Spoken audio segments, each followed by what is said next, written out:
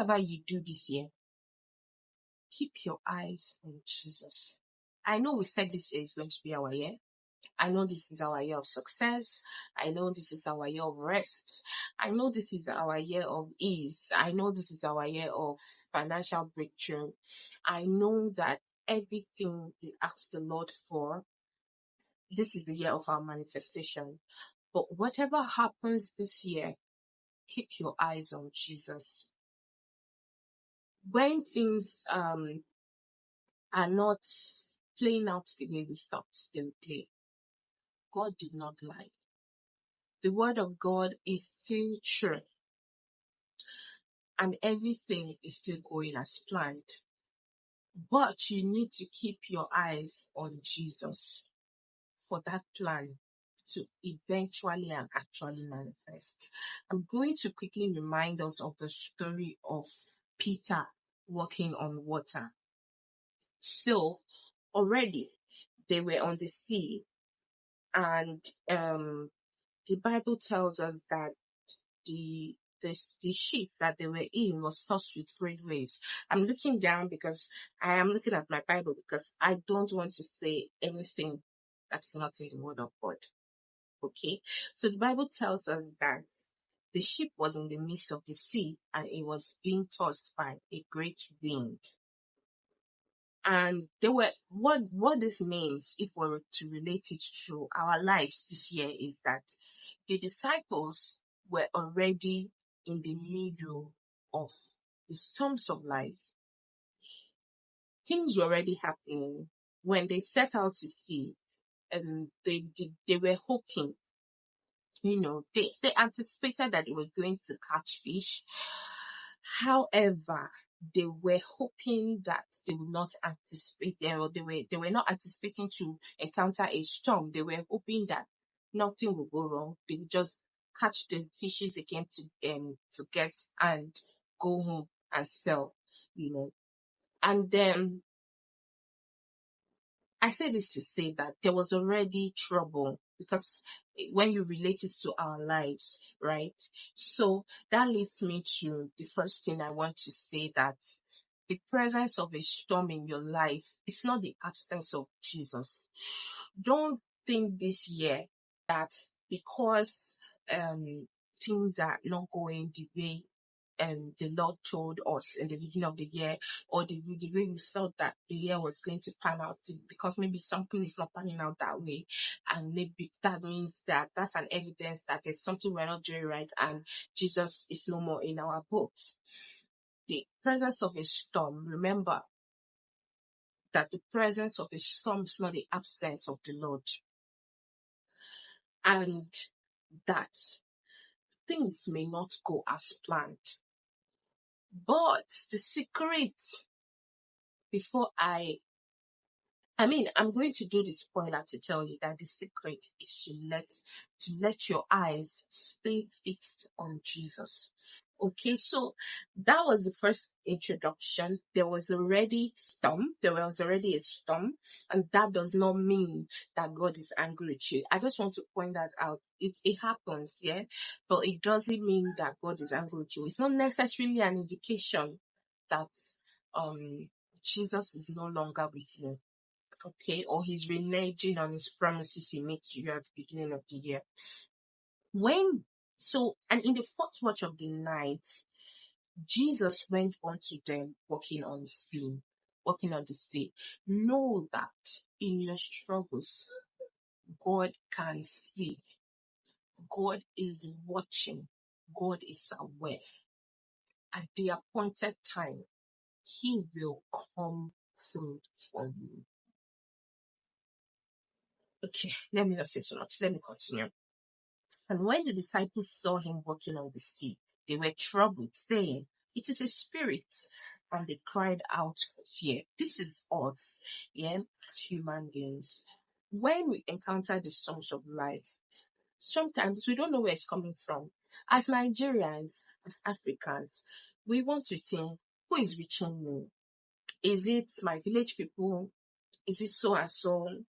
Is it this and that? Is it something I've done? Where is this coming from? And sometimes we get the nudge the God instinct to relax and trust God. And we do not know if we should take that or if we should say, oh, the weapons of our warfare are not carnal but mighty through God, to the pulling down of strongholds, and begin to cast and bind. Sometimes this is us. We cannot identify the Spirit of God, the presence of God, and the attack of the evil ones. Not all challenges, like I say, were sent to destroy us. Some challenges, and if I may say, most of our challenges were sent to build us. Remember that in our kingdom, all things work together for the good of those who love God, for the good of those who are called according to His purposes. Now, it says, but Jesus straightway spake unto them and said, be of good cheer, it is I, do not be afraid. And Peter answered unto him and said, Lord, if it be thou, bid me come unto thee on the water. And he said, come, Peter. And we know how the rest of the story went. Peter was walking to Jesus, and all the while his eyes were fixed on Jesus. Everything was fine. As long as his eyes was fixed on Jesus, he was defying all the natural laws, and he was walking on water, and he was staying afloat with all his weight. But the moment he began to take cognizance of the wind and how boisterous it was and how mighty it was and how normally human beings should not be walking on water, he began to sink. And this is the message here today. Keep your eyes on Jesus. The moment you begin to look out at what people are saying, the moment you begin to look at what the economic predictions are, God gave you an idea. God has planted a seed in you. Go for it. Keep your eyes on the Master, the author and the finisher of your life, and do it. The thing that you want to do, the thing that you know you should be doing, do it. This is not the year where you stop to take cognizance of what people around you think. The moment you begin to look at how people see you, instead of you to focus on the plans God has for you, on the things He has revealed to you in the secret place, on the things that matters to only you and Jesus. The moment you remove your eyes and begin to see how impossible it might be, or how the challenges are so much, or what people think about you, on who left you, on who believes in you, on who doesn't believe in you, on the mistakes you've made before, your history, where you're coming from, if you will be able to pull it off, on who is going to allow you, or where you're going to get the finances from, or how strong you are, how your health will permit, and all those things. Then you begin to sink. Don't allow what is around you get into you. And the only way to stay afloat of all these things, because these things are noises and distractions, focus on Jesus. Whoever wants to live, let them live. Those are distractions. Because remember, whoever is meant to be part of your story will be there. Okay? Learn to center on Jesus. Remember, a good way to do this is to remember that God is within us. We carry God inside of us. So center yourself. Center your attention. Bring it back. When you find yourself looking around, looking at all the wrong places, forgetting the things that you've set out to do, forgetting the plans that God has revealed to you in the secret place, remember to center yourself back. Focus yourself on the word of God. Look within. Return your focus back. It doesn't matter who is not going with you this year. It doesn't matter who is not believing in you. It doesn't matter what your account balance looks like. It doesn't matter.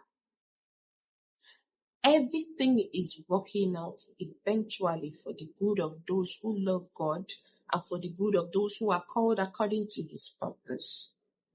And that is all that matters. Keep your eyes on Jesus.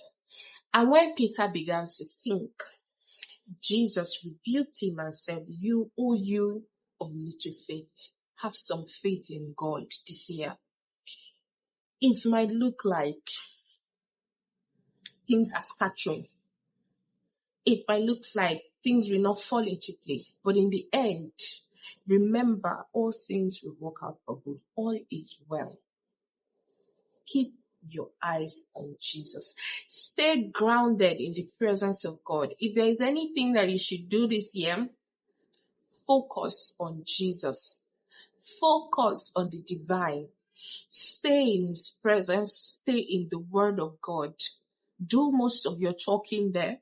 Do most of your planning there. Do most of your analysis there. But remember to rest in God. Rest. I would touch on that and say that it's not necessarily the absence of trials and tribulations.